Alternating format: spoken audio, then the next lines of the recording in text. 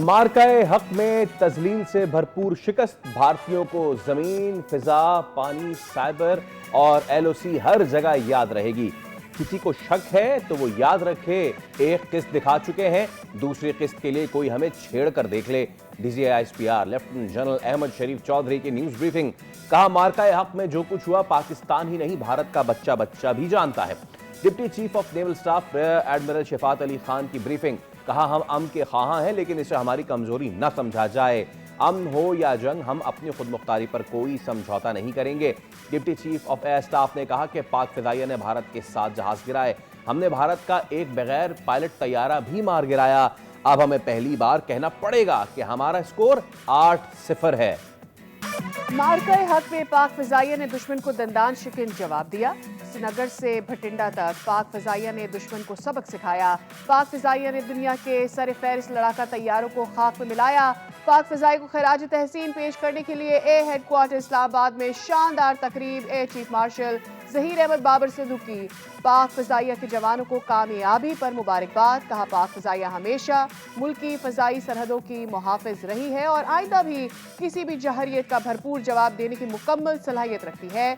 S-400 air defence system को लम्हों में तबाह किया गया।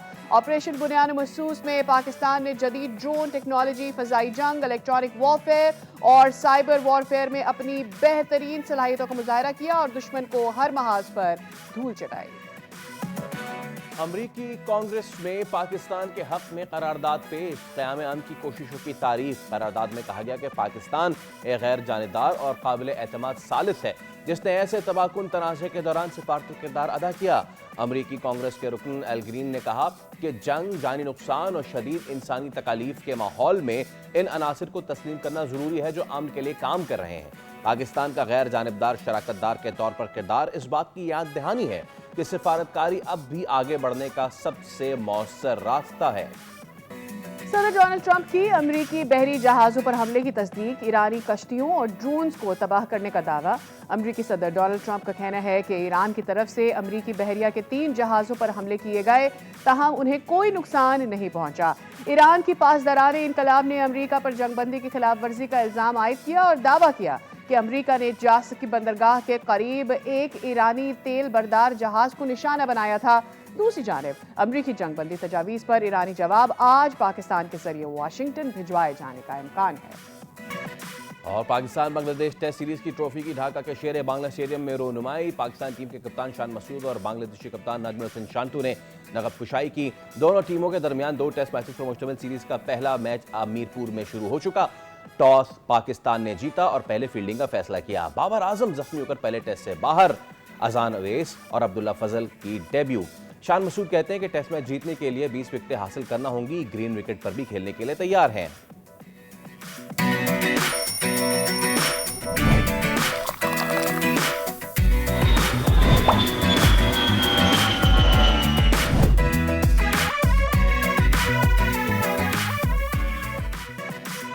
अस्सलाम वालेकुम, खुश आमदीद। दुनिया बोल है के साथ मैं हूं सैयद फैसल करीम और मैं हूं सादिया सैमसन। उम्मीद करते हैं कि आपकी सुबह का आगाज बहुत अच्छा हुआ होगा और आपका दिन भी अच्छा गुजरे। आज पूरा पाकिस्तान बहुत खुश है और पूरे पाकिस्तान में पाकिस्तान की फ़ज़ाएँ इस वक्त हम देख रहे हैं कि खुशी से सरशार हैं। एक प्राइड है हमारी फ़ज़ाओं में, हमारे दिलों में, और वो इसलिए कि आज हम 1 साल मुकम्मल होने पर एनिवर्सरी मना रहे हैं बुनियाद महसूस की, मार्काए हक की। आज 1 साल मुकम्मल होता है उस वाक़ये को कि जब पाकिस्तान ने प्रूव किया कि आपका साइज़ जो मर्ज़ी हो, आप इकनॉमिकली जहाँ मर्ज़ी स्टैंड करते हो, जिस कौम के अंदर जज्बा है वो अपने से कई गुना बड़े दुश्मन को हरा भी सकती है और उसको बता भी सकती है कि अगर आप मैली आंख से हमारी तरफ देखेंगे तो हम उसका भरपूर जवाब देंगे। ये सिर्फ वार्निंग नहीं है, आप दोबारा आजमाएं, दोबारा प्रूव हो जाएगा। ये कौम सीसा पिलाई दीवार हर बार बनी और एक बार फिर इसका इम्तहान लिया 1 साल पहले और एक बार फिर वो अपने ईमान में कामयाब रही। कुर्बानी, गैरत, अस्करी महारत और दिफाई वतन के मुक़द्दस जज्बे की वो अमली तस्वीर बन के सामने आई जिसे दुनिया ने हैरत से देखा। अफवाज पाकिस्तान ने एक बार फिर साबित किया कि वतन अजीज़ के दिफा के लिए उनका आज़म फौलाद से ज़्यादा मजबूत उनकी पेशा वराना महारत बेमिसाल और उनकी कुर्बानी लाजवाल है। आज के प्रोग्राम में हम ऑपरेशन बुनियानुल मरसूस और मार्का हक की बात भी करेंगे। और अभी कुछ अगर तस्करा करें खेल का, तो आज से मीरपुर में पहला टेस्ट मैच उसका आगाज़ हो चुका है। पाकिस्तान का मुकाबला बांग्लादेश और पहला test is under way. Babar Azam के मद्दाहों के लिए एक बुरी खबर यह है कि वो इस टेस्ट सीरीज से बाहर हो गए हैं। पाकिस्तान ने टॉस जीत के पहले फील्डिंग का फैसला किया है और इसके साथ ही क्योंकि बाबर आजम नहीं है तो अजान अवैस और अब्दुल्ला फजल जो है वो इस वक्त डेब्यू कर रहे हैं। अब देखते हैं कि जो कप्तान है शान मसूद, उन्होंने ये गुफ्तगू तो की है कि ये टेस्ट मैच अगर जीतना है तो 20 विकेटें तो लेना लाजमी। It's a green top wicket, so let's see how does it happen. We have to see कि ग्रीन टॉप विकेट है। पाकिस्तान का ये फैसला पाकिस्तान को आगे चलकर कैसे रिवर्ट करता है इस डिसीजन को, इस पर बात करेंगे आगे चलकर। लेकिन अब सबसे पहले बात करने जा रहे हैं हम मार्का हक की। मुसल्लह पाक अफवाज का वो ऑपरेशन जिसने भारतीय गरूर, जाहरियत, जंगी जुनून को खाक में मिलाया, उनके एक्सट्रीमिज्म के थॉट को खुद उनके उल्टा पड़ा। और मार्का हक की कामयाबी के बाद पूरी दुनिया ने पाकिस्तान की ना सिर्फ अस्करी महारत हो, दिफाई तैयारी हो, कौमी यकजहती का एतराफ़ किया। और फिर उसके बाद हमने डिप्लोमेटिक फ्रंट के ऊपर जिस तरह से पाकिस्तान को इस पूरी रीजन में ना सिर्फ फ्लरिश होते हुए देखा, पाकिस्तान का नाम ऊपर जाते हुए देखा, और साथ ही जो इंडिया की जानिब से एक मजमूम कोशिश की गई और उनको आइसोलेट होते हुए हमने देखा। ये सबूत है जो हम बचपन में फैसल एक बात करते थे कि आप किसी के लिए गड़ा खोदते हैं, खुद उसमें गिरते हैं। They all planned it against us, but हमारी फौज ने प्रूव किया कि हम कितने सालों से आपके अगेंस्ट इसी किस्म के फॉल्स फ्लैग की तैयारी करके बैठे थे कि आप कोई कदम उठाएं और फिर हम उसका जवाब दें। एयर वॉरफेयर सबसे अहम समझी जा रही है आजकल के आफ्टर द साइबर वॉरफेयर, और उसमें पाकिस्तान ने अपनी धाक बिठाई। और कल तो ऑफिशियली ये भी अनाउंस हो गया कि 8-0 अब हमारा स्कोर है और भारत के 4 राफेल समेत 8 तैयारे गिराए, 8-0 हमारा स्कोर है। और एयर वाइस मार्शल ने तफसीलात बताई हैं कि मार्का हक में पाकिस्तान ने दुश्मन पर कैसे फ़िज़ाई बरतरी हासिल की। तारिक महमूद गाजी ने कहा कि अमन हो या जंग, हम अपनी खुद मुख्तारी पर कभी कोई समझौता नहीं करेंगे। तो चलिए इस पर बात कर लेते हैं। हमारे साथ मौजूद हैं air commander retired Khalid Chishti साहब। अस्सलाम वालेकुम खालिद साहब, और बहुत शुक्रिया आपके वक्त के लिए। एक बार फिर 1 साल मुकम्मल हुआ है, इट्स अमेजिंग 1 ईयर। और बात ये नहीं है कि हम उस एक दिन को मनाएं, उस एक दिन के बाद इस पूरे साल जो पाकिस्तान का रहा है एज अ मिलिट्री पावर, दुनिया ने पाकिस्तान को अप्रूव किया। उसके बाद जैसे कि कल डीजे एस्पायर ने भी कहा कि नेट सिक्योरिटी प्रोवाइडर के तौर पे पाकिस्तान सामने आया in the region. And the third thing is जो सालिस बन के आया, और अब तो अमरीकी सेनेट में भी इसकी वाहवाही हो रही है। तो प्लीज़, वैसे तो मुश्किल सवाल है ये, लेकिन इस पूरे साल को एक जवाब में कैसे समझेंगे आप? How is the feeling? बहुत शुक्रिया सादिया, फैसल आपने इनवाइट किया। देखिए, मैं तो पूरा साल इस पर रिसर्च कर रहा था और मुझे बड़ी खुशी हुई कि कल पाक फ़िज़ाइया ने भी इंडोर्स कर दिया 8-0 का। मैं इसलिए वहाँ से स्टार्ट करूँगा कि मैंने 6 तारीख को एक पूरा साल पाक फ़िज़ाइया की खुसूसी इजाज़त से एक डॉक्यूमेंट्री बनाई थी, अपने चैनल पर अपलोड किया, और उसका टाइटल ये था 8-0 रियलिटी। तो 8-0 रियलिटी तो दुनिया जान चुकी है। हम भी ऑब्वियसली, मैं बहुत अरसे से पाक फ़िज़ाइया से जब भी राब्ते में होता था तो मैं कह रहा था आपको रिविजिट करना चाहिए, आपका स्कोर ज़्यादा है। लेकिन पाक फ़िज़ाइया समझती थी कि नहीं, एक दफ़ा हम कह चुके हैं। लेकिन मुझे बड़ी खुशी हुई कि पहले जो साल गुजरा है उसके बाद हमने रिकॉर्ड ऑफिशियली सेट स्ट्रेट कर दिया है। तो एक बड़ी अच्छी फीलिंग है, सेंस ऑफ प्राइड है। सेंस ऑफ प्राइड मैं इसलिए कह रहा हूँ कि मैं इसको जंग को कभी सेलिब्रेशन तो नहीं कहता, लेकिन हमने अपनी सॉवरेनिटी का डिफेंड जो किया है, जिस तरीके से हमने दुश्मन को एक न्यू नॉर्मल बनाने से रोका है।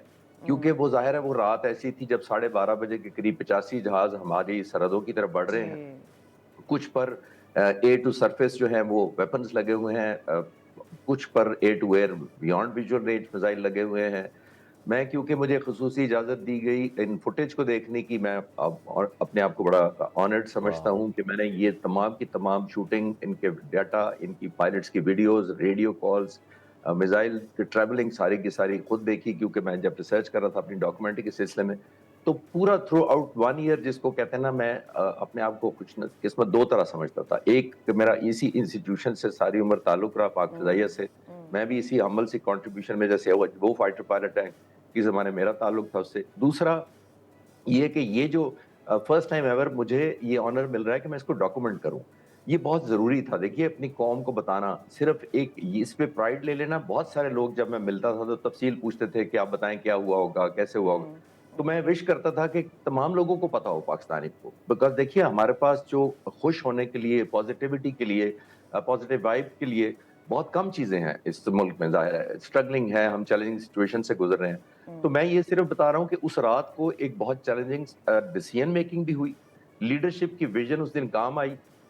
मैं अक्सर कहता हूँ, और जब लोग समझते हैं और चैनल्स भी कुछ पूछते हैं कि जी ये तो बड़ा अच्छा दिन था उस दिन पायलट्स के लिए, तो मैं कह रहा हूँ अच्छा दिन बनाने के लिए आपको बहुत दिनों की कुर्बानी देनी पड़ती है। जी, जी। बहुत ज़्यादा ट्रेनिंग करनी पड़ी है और पीस टाइम में करनी पड़ती है। आप जंग के दौरान नहीं सीखते। आपने एग्जैक्टली। देखा था अनिल चौहान जो उनके सीडीएस थे, उन्होंने सिंगापुर में एक इंटरव्यू में कहा था कि हमने गलतियाँ की, हमारा नुकसान हुआ, फिर हमने एयरफोर्स ग्राउंड की, फिर हमने ऑपरेशन टैक्टिक्स ठीक किए और हमने 10 तारीख को कम बैक किया।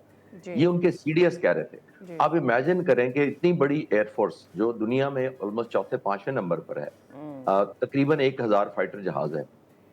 आप जंग के दौरान इस पाकिस्तान जैसी एयरफोर्स को एंगेज करते हैं और फिर अपने टैक्टिक्स इंप्रूव करते हैं ग्राउंड करके एयरफोर्स को। तो ये या एक, मैं इस पे क्या रोशनी डाल सकता हूँ? तो पूरा साल आपको ट्रेनिंग करनी पड़ती है। मैं इसी डॉक्यूमेंट्री के सिलसिले में कुछ महीने पहले इस जंग से, मई 2025 से पहले, मैं इन्हीं फाइटर पायलट से मिलकर आया था और सही है। मैंने उस डॉक्यूमेंट्री में उनके इंटरव्यू लिए और उस इंटरव्यू में पायलट्स ने मुझे बताया कि हमें एंटी राफेल टैक्टिक्स का हुक्म है एयरफोर्स के सरबराह air chief marshal Zaheer Ahmed Babar Sidhu की तरफ से। वो कह रहे थे स्पेसिफिक टू राफेल हम उसकी वीकनेसेस, उसकी एक्सप्लॉइट कहाँ-कहाँ करेंगे, हमारी कहाँ-कहाँ स्ट्रेंथ है, उसकी रोज़ाना एब्सोल्युटली। की बुनियाद पर हम एयर कॉम्बैट सिर्फ मिशन करते हैं और कोई मिशन हमें इजाज़त नहीं है करने की। वाह। Right, that's the right. Vision. मैं इसलिए आपकी अपनी कौम से शेयर कर रहा हूँ कि ये एक यूनिटी ऑफ पर्पस होता है, यूनिटी ऑफ कमांड होता है। उन लोगों की तमाम ऑब्वियसली जो फाइटर पायलट्स हैं, इंजीनियर्स हैं, टेक्नीशियन हैं, उनका फोकस ज़रा मैं हाइलाइट करना चाह रहा हूँ यहाँ यानी राइट। कि खालिद साहब, you are the fortunate one जिसने गॉडजिला को गिरते हुए देखा। पे। अल्हम्दुलिल्लाह। राइट खालिद साहब, आई जस्ट वांट टू, क्या वाकई ही भारत जब हम ऑब्वियसली दुनिया भर में जिस स्ट्रेटेजी से हमारी एयर फोर्स ने, हमारी दीगर फोर्सेस ने भारत को वापस धकेला और उनको बताया, और फिर वी ऑब्वियसली हम आगे भी बढ़े, S-400 को जिस तरह से हमने नुकसान पहुंचाया, उनके सिस्टम को तबाह किया, दुनिया इस स्ट्रेटजी के बारे में बात कर रही है। The people who really talk about कि कहीं ना कहीं इंडिया को ऐसा लगा था कि जिस तरह इस वक्त यूक्रेन में रशिया की सूरत हाल है, वो हमारे ऊपर इस तरह की सूरत हाल मुसल्लत कर सकता है। Do you think were they so over confident कि वो ऐसा कर सकते थे? Did this thought come to their mind? जी, सादिया देखिए उन्होंने 2 जगह गलती की है। एक गलती हमें अंडर एस्टिमेट की है करके और एक उन्होंने खुद को ओवर ओवर एस्टिमेट एस्टिमेट करके का। की है। उन्होंने समझा था कि वो बहुत बड़ी एयरफोर्स है, उन्होंने 36 राफेल ले लिए हैं, उस राफेल के आने के ज़ाहिर है बहुत बड़ा एडवांटेज था उनको। हमारे पास जो J-10 थी सी थे वो ऑलमोस्ट आधे नंबर के थे उनसे। तो जब उन्होंने ये एक देखा और दूसरा उन्होंने देखा, आपकी बात बिल्कुल ठीक है कि हम स्ट्रगलिंग नेशन हैं, एक एलिमेंट ऑफ चैलेंज है हमारे पास, इकोनॉमिक चैलेंज थे, पॉलिटिकली स्टेबिलिटी, बहुत सारी चीज़ें ऐसी थी जिससे हम गुज़र रहे थे। और फिर आपने देखा कि उस अपॉर्च्युनिटी को कन्वर्ट करते हुए उन्होंने सोचा कि ये मौके पर हमला करके भावलपुर और मुरीद के और मुख्तलिफ जगहों पर वो ये साबित कर देंगे वन टाइम कि इंडिया की चॉइस होगी कि किसको वो दहशतगर्द जानेंगे और कब हमला करेंगे। और राइट। अगर वो हमारी मुसल्लह अफ़वाज और पाकिस्तान की फ़िज़ाइया ख़ास तौर पर एक्सेप्ट कर लेती, जैसे बहुत सारे कमज़ोर मुल्क करते हैं कि अब उनके पास वेपन्स होते हैं लेकिन हौसला नहीं होता, और अगर वो एक्सेप्ट कर लेते तो आज ये खुदा ना खास्ता न्यू नॉर्मल बन चुका होता। आप और मैं अपने-अपने घरों में बैठे हम अनश्योर होते हैं कि किस वक़्त इंडिया हमें समझेगा दहशतगर्द है, चॉइस और एग्जीक्यूशन और यस। जज और ज्यूरी और खुद ही बन जाएगा। तो वो एक सेट करना ज़रूरी था वापस। और ज़ाहिर है एक चीज़ मैं आखिरी ज़रूर इस सवाल के जवाब में कहूँगा कि देखिए मैं ये भी जानता हूँ, उस डॉक्यूमेंट्री में मैंने ये कहा है कि आगरा में उनका A-50 जो उनका एयरबोर्न अर्ली वार्निंग बड़ा कीमती जहाज था और वाइड बॉडी एयरक्राफ्ट था जिस पर इज़राइल का रडार लगा हुआ था, क्योंकि ये अर्ली वार्निंग के लिए इस्तेमाल होता है। पाक फ़िज़ाइया के ड्रोन्स के निशाने पर आ गया था जब वो रनवे पर टैक्सी कर रहा था। और मुझे बताया गया, मैं वहाँ पे देख सका खुद और कन्फर्म किया मैंने खुद देखकर कि पाक फ़िज़ाइया के सरबराह ने अपने ड्रोन्स को पुल बैक करने का हुक्म किया। क्योंकि वो कहते थे कि हम अननेसेसरी एस्केलेशन करके कौम को जंग में नहीं धकेलना चाहते। ये जबरदस्त। ग्रेस होता है। जब आपके पास ट्रू पावर ग्रेस। होती है तो उसके साथ आपको रिस्ट्रेन करना भी आता हो, तो ये मैं उससे ज़्यादा डबल क्रेडिट दूँगा लीडरशिप को कि एक ट्रेनिंग की, जब मौका आया कि आप दुश्मन को तबाही से दो-चार कर सकते हैं, तो फिर फैसला किया कि पुल बैक किया। मैंने उन्हीं टॉक्स में जब उनसे पूछा तो ऑब्वियसली मैंने सरबराह पाक फ़िज़ाई से एक दफ़ा मुलाकात बाद में भी बाज़ दफ़ा काफ़ी दफ़ा हुई, लेकिन एक दफ़ा मैंने उनसे पूछा कि आप खुद भी तो ऑपरेशन रूम में रहे हैं, तो आप सुना है कि 20 दिन घर नहीं गए, तो आप कैसे क्या करते थे? तो वो उन्होंने अच्छा जवाब दिया। मैं सिर्फ लीडरशिप की भी बात कर रहा हूँ। उन्होंने कहा कि सर, मैं अगर घर चला भी जाता तो इन हालात में नींद कैसे आ सकती है, जब कौम के ऊपर किसी वक़्त भी हिंदुस्तान हमला कर सकता था। ये उन दिनों की बात है। जब हिंदुस्तान ने फिर हमला किया 12:30 बजे, उसके बाद जो बेफिटिंग रिस्पॉन्स दिया पायलट्स ने, ये बहुत यादगार इस पॉइंट ऑफ व्यू से था कि ये जहाज गए थे डिफेंसिव मिशन के लिए, यानी हिंदुस्तानी जहाज़ों को रोकने के लिए। जब उन्होंने अपने वेपन्स हमारे साथ देखते हुए हमें और डर के मारे अपने बॉर्डर के अंदर से फायर कर दिए, तो फिर हुक्म दिया गया कमांड का यहाँ से कि इनको अब वापस नहीं जाने देना। तो ये इस पॉइंट ऑफ व्यू से बहुत ज्यादा एक हिस्टोरिकल मिशन है कि हमने इंडिया को एक, जैसे मैंने अर्ज किया, रिस्टोर कर दिया दोबारा बैलेंस, और इंडिया को मैसेज दिया कि ये वो डिफेंसिव और रिएक्टिव एयरफोर्स नहीं है, ये डिस्रप्टिव, ऑफेंसिव और गेम चेंजिंग एयरफोर्स हो चुकी है। एब्सोल्युटली है। और अब जैसे आपने कहा, मुझे याद आया, with great power comes great responsibility. हमने J-10C की बात की, ऐसे ही एक उड़ती, क्योंकि हम जहाज़ों की बात कर रहे हैं, उड़ते उड़ती खबर ये आई है कि क्या पाकिस्तान की फ्लीट में स्टेल्थ्स इंक्लूड होने जा रहे हैं सर? और अगर ऐसा है तो फिर रीजन में पावर शिफ्ट कितनी बड़ी होगी पाकिस्तान की फेवर में? फैसल, देखिए, ये मैं कंफर्म कर सकता हूं कि पाक फिजाइया बड़ी एक्टिवली इंगेज्ड है उन चैलेंजेस को प्लग करने के लिए जिनका हमें सामना करना पड़ा मई 2025 में। उसमें एक स्टेल्थ भी ऑप्शन है। 5th जनरेशन जहाज दुनिया में हैं, और पाक फिजाइया अमेरिका के साथ भी, not for stealth but otherwise में, हमारी जो हमारे पास, क्योंकि देखिए 75 F-16 भी हमारे पास हैं, उस रात जंग में वो हिस्सा ले रहे थे, लेकिन वो उनको इफेक्टिवली अग्रेसिवली एम्प्लॉय नहीं किया जा सका क्योंकि उनकी मिसाइल की रेंज निस्बतन J-10C के मुकाबले में कम थी, और राफेल जो इंडियन जहाज है उसके मुकाबले में तकरीबन आधी थी, as compared to 60 to 70 kilometre, और राफेल की थी 150 से 250 किलोमीटर में, जिसका मतलब ये है कि F-16 जहाज को अगर हम इंगेज करते हैं उनके साथ, तो वो इससे पहले कि F-16 वहां तक पहुंचते, राफेल मिसाइल अपना पहले लॉक कर सकता था, निशाना बना सकता था। तो ये बहुत सारे चैलेंजेस पाकिस्तान के, सिर्फ ये नहीं है कि जो स्टेल्थ हमने लेना है, हम F-16 अपग्रेडेशन, इन पर जो वेपन लगे हैं उनकी अपग्रेडेशन, तो ये अल्हम्दुलिल्लाह ऑनगोइंग प्रोसेस है, लेकिन जो ही कोई फाइनल होगी definitely I will share with you. Right.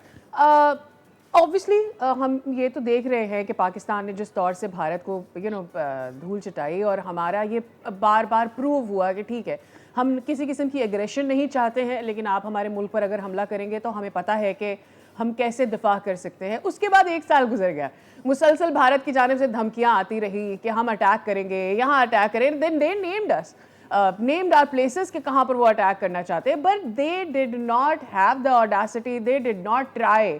Is it because जो जवाब हमने दे दिया था उसके बाद वो ये हिम्मत नहीं कर सकते, और ट्रूली क्या उनके पास अब ये पार और हिम्मत नहीं है कि वो दोबारा ऐसा करना चाहेंगे?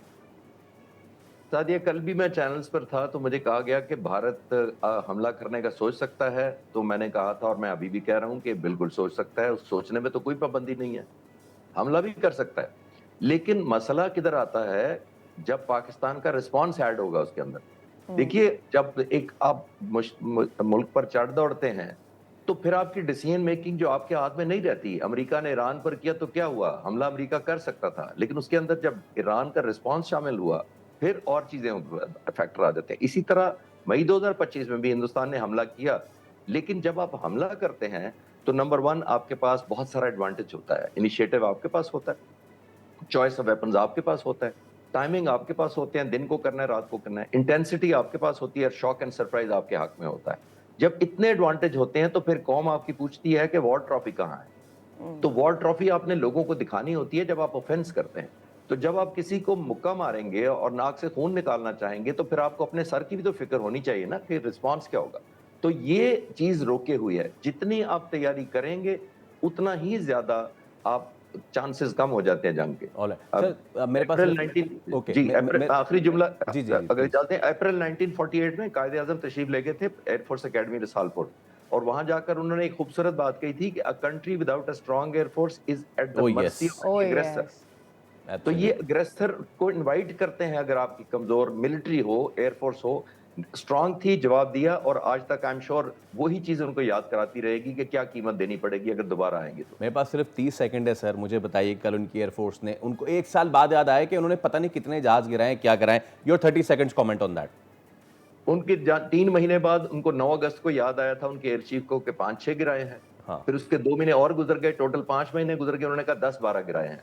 और हम घर नहीं जा सकते फाइटर पायलट्स जिस दिन उस दिन की मिशन की डीब्रीफ ना करें और अपने बॉम्ब्स का हिसाब काउंट करें और डीब्रीफ करके लेसन ड्रॉ ना करें। मुझे नहीं समझ आती एयरफोर्स चीफ ने लेसन तो बड़ी दूर की बात है, काउंटिंग में 3 और 5 महीने क्यों लगा दिए। That's unfortunate and I am sure he is lying now. बहुत शुक्रिया air commander retired Khalid Chishti साहब हमारे थे और ऑपरेशन बुनियादी मरसूस की हम उन यादों को ताज़ा कर रहे थे जो न सिर्फ इस ट्रांसमिशन में खालिद साहब वॉज विद अस और हम वो पूरा इस वक्त नॉस्टैल्जिया में हैं। वेल हम एक ब्रेक पे जा रहे हैं और हम इस चीज़ को कंटिन्यू करेंगे, लेकिन उससे जाने से पहले जैसे कि हमने आपको इब्तदाई में बताया कि पाकिस्तान में मुकाबला बांग्लादेश पहला टेस्ट इस वक्त जारी है और एन तवक्कुआत के मुताबिक पाकिस्तान अपनी भरपूर सलाहियतों का मुजाहरा करते हुए एक कैच ड्रॉप कर चुका है और एक विकेट पाकिस्तान ले सकता था, लेकिन इस वक्त सिचुएशन ये है कि बांग्लादेश ने अब 18 रन बना लिए हैं और उसका कोई खिलाड़ी आउट नहीं हुआ। एक आउट हो सकता था शाहीन शाह अफरीदी के पिछले ओवर में,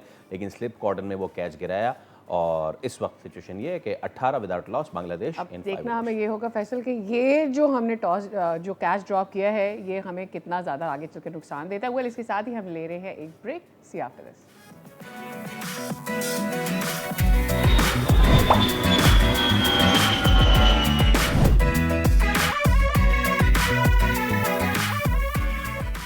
Give credit where it's due, that the Indian media and the information arm has provided lot of entertainment to the people in this 1 year. It started from the capture of the port of Lahore. आपने मार के हक में देखा, आपने बनियानो मरसूस में इसको experience किया कि ये जो जंग है, this is no more on the line of control and on the borders. ये आपकी गलियों में, आपके शहरों में, आपके कूचों में, आपके देहातों में हर जगह पहुंच चुकी। ये जंग हवा में भी है, जमीन में भी है, समुद्र में भी है, साइबर में भी है, इंफॉर्मेशन में भी है, जेनों में भी है, कॉग्निटिव भी है, and it was also in the proxies. ये उधर भी जंग लड़ी जा रही है। So this transformed character of war we experience and its consequences we are still. हम उस वक्त भी तैयार थे, we are prepared today also. The belief in ourselves कि जो फेंकोगे हम खड़े हैं, ट्रेडिशनल नॉन ट्रेडिशनल जो तुमने डालना करो। किसी का बाप भी पाकिस्तान पे आंच नहीं ला सकता। जो कायदे आज़म ने फरमाया था नथिंग कैन अनडू पाकिस्तान। तो जिसको कोई प्रॉब्लम है, कोई शक है, उसकी एक किस्त दिखाई है हमने। वी हैव रीस्टैब्लिश्ड, ये ठोक के हमने दोबारा डिटरेंस रीस्टैब्लिश की मिनटों में की। मार्का हक में हमने एक किस्त दिखाई, हम तब भी तैयार थे, अब भी तैयार हैं और किसी का बाप भी पाकिस्तान पर आंच नहीं ला सकता। It was a fiery but witty and a very जबरदस्त press conference by DGSP lieutenant general Ahmed Sharif Chaudhary.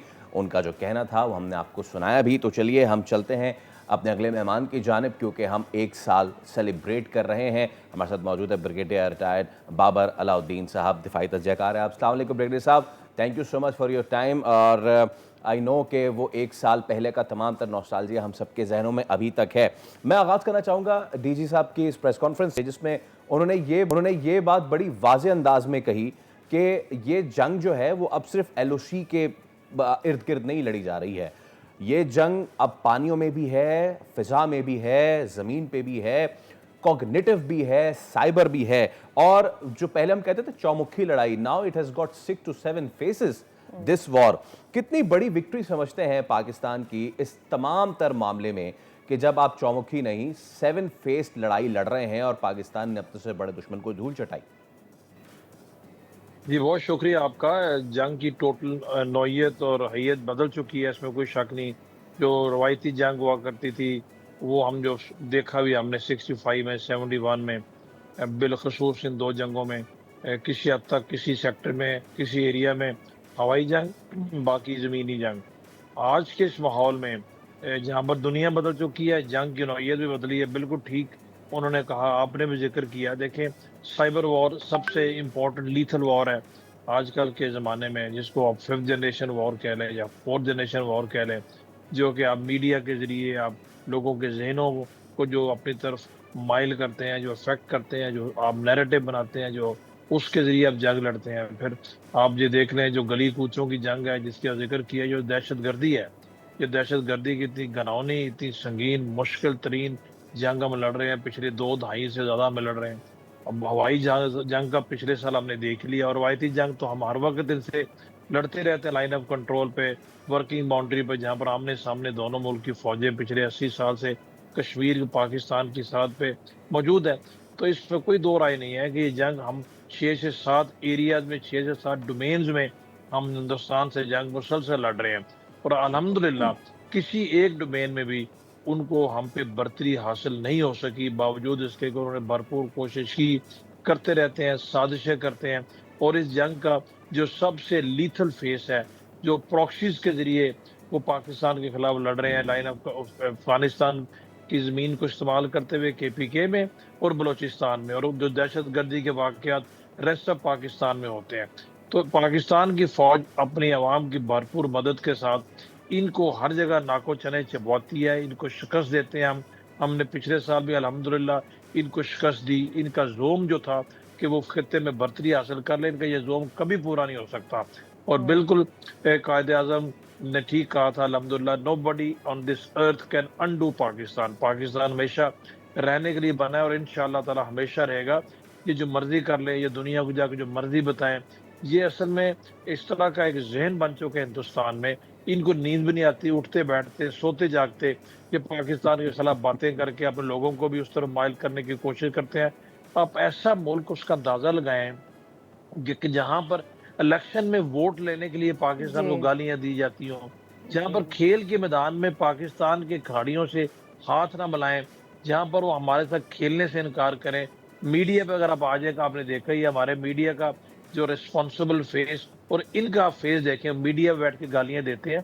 तो इनको तो पाकिस्तान का हर वक़्त नॉस्टैल्जिया हुआ है। ये उसी आग में जलते रहते हैं, कभी कहते हैं बदला लेना है, कभी कहते हैं कुछ कहना है। इनकी इंशाअल्लाह ताला ये इजारादारी हम कभी भी काम नहीं होने देंगे। इसको दूसरे लफ्ज़ों में आप ये कह लें, इनकी बदमाशी हम कभी नहीं चलने देंगे कि जब भी ऐसी हरकत करेंगे, पहले से ज़्यादा सख्त इनको जवाब मिलेगा। और राइट। हम इनकी तरह नहीं है, हम ललकार के कहते हैं। आपने देखा पिछले साल जब इन्होंने हमारे सिविलियन टारगेट्स को एंगेज किया, तो अगले दिन DGISPR के ज़रिए पाकिस्तान की फ़ौज ने इनको ललकार के कहा कि तुमने ये हरकत की, अभी हमारे जवाब का इंतज़ार करो। और उसके बाद हमने जवाब दिया और उनको समझ नहीं आई। कल भी उन्होंने यही कहा कि तुम्हें अगर ये इतना शौक है कि तुम कहते हो संदूर 2, संदूर 3, जितने मर्जी संदूर तुम लेके आ जाओ, ये संदूर उल्टा तुम्हारी गर्दन में वापस हम घुसेड़ेंगे। तुम जो करना है कर लो। हम इंशाअल्लाह ताला यहीं पर हैं, हम कहीं पर नहीं जा रहे। लेकिन जी। अगर तुम्हें कुछ शौक है पूरा कर लो, और अगर तुम्हें अभी भी कुछ शक है तो हम तुम्हारा वो शक भी इंशाअल्लाह दूर कर और देंगे। सिंदूर 2.0 भी पहले वाला तो कामयाब हो जाता, तो फिर सिंदूर 2.0 की बात करते तो शायद हक पर जानिब भी बात लगती। आपने जिस तरह से बात की कि उनके मीडिया का जो किरदार रहा है, कल DGISPR ने बड़ा मौजू जवाब दिया कि आप अपनी गंदी ज़बान से कराची का नाम ना लें। आप लाहौर में हमारा कोस्टल एरिया आपने बना दिया है, आपको हमारे मैप तक का तो पता नहीं है। What is their media doing? इनका मीडिया बद-इखलाकी, वही देखें, मीडिया रिफ्लेक्ट करता है ना सोसाइटी को। जो जी। लोगों की सोच है वो मीडिया पे आएगी। अभी पिछले साल इस जंग के दौरान मैं भी मीडिया पे था। आप लोग तो खैर है ही हैं। आपको याद होगा, और आज भी जब भी किसी जगह पे डिस्कशन होती है, इनके पास रैशनल नहीं होता, इनके पास कोई आर्गुमेंट नहीं होता। ये गालम गलोच पे आ जाते हैं, बदतमीजियां करते हैं और मीडिया के ऊपर वही करते हैं जो कि इनका नेशनल कैरेक्टर है। और ऑन दी अदर हैंड हमारा मीडिया जो है रिस्पॉन्सिबल तरीके से, रैशनल के साथ, लॉजिक के साथ, रीजनिंग के साथ पाकिस्तान का केस पेश करता है, और उसका फायदा हुआ है। हमारे मीडिया के इस पॉजिटिव फेस का फायदा जो है कि दुनिया आज पाकिस्तान के नैरेटिव को बहुत बेहतर समझती है। इनका नैरेटिव किधर गया है? इनको तो लोग अहमियत ही नहीं देते। इंटरनेशनल लेवल के ऊपर जाएं तो बैन अवी मीडिया के जो इंपॉर्टेंट लोग हैं, इनकी जो सो कॉल्ड शख्सियात है, चाहे इनका डिफेंस मिनिस्टर है या फॉरेन मिनिस्टर है, उनको एम्बेरस करते हैं, सवाल पूछ के, इनके पास जवाब कोई नहीं होता। तो ये तो साफ फर्क है। इस तरह की चीजों के साथ इस दुनिया में नहीं रह सकते आप।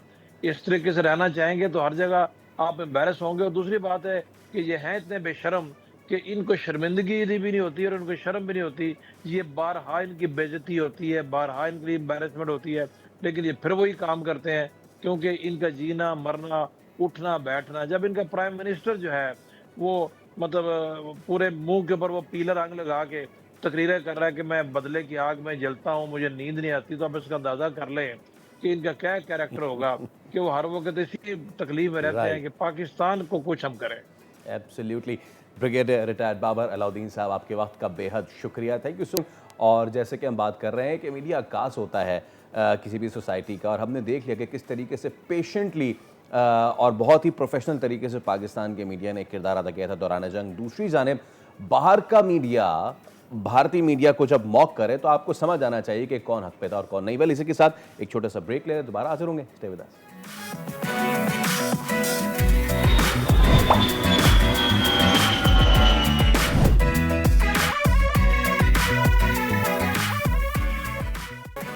Welcome back. कामयाबी वही मज़े की होती है कि जब आपसे बड़ी ताकतें उसको एंडोर्स करें, और अमेरिकी कांग्रेस भी अब एंडोर्स कर रही है। पाकिस्तान के हक में उन्होंने बड़ी करारदाद मंजूर की है, जो हालिया क़याम अमन की कोशिशें उसकी तारीफ़ की है, और ईरान तनाज़े में काबिल एतमाद सालिस पाकिस्तान को करार दिया है। मैं इसको इसलिए भी बुनियादी महसूस और तमाम तर मामले से जोड़ रहा हूँ कि आपका डंका उसी वक्त बजता है पूरी दुनिया में जब आप ताकतवर हों और आप अपने से बड़े दुश्मन पे धाक बिठाएं और फिर बड़ी ताकतें उसको सादिया एंडोर्स करें। और वो तारीफ ही ज़बरदस्त होती है जब आप नहीं, दूसरे आपकी कामयाबी का जो है वो एविडेंस दे रहे होते हैं, पेश करते हैं। इसी पर बात करते हैं। उस्मान वड़ाइच, IR एक्सपर्ट, हमारे साथ मौजूद हैं। उस्मान साहब, very very good morning to you. क्या तारीफ है वो जो दूसरा मुल्क करे? एक सुपर बार आपकी तारीफ कर रहा है, उनके कांग्रेस में आपकी कामयाबी का डंका बज रहा है, तो फिर जितना भी नैरेटिव बिल्ड कर ले भारत, जो मर्जी बोल ले कि हमने ये जंग जीती है, इट्स लाइक कि यूएस से आपने ये जंग जीती है, पाकिस्तान है स्ट्रेटेजिकली वन, हर महाज पर हमने भारत को हराया है।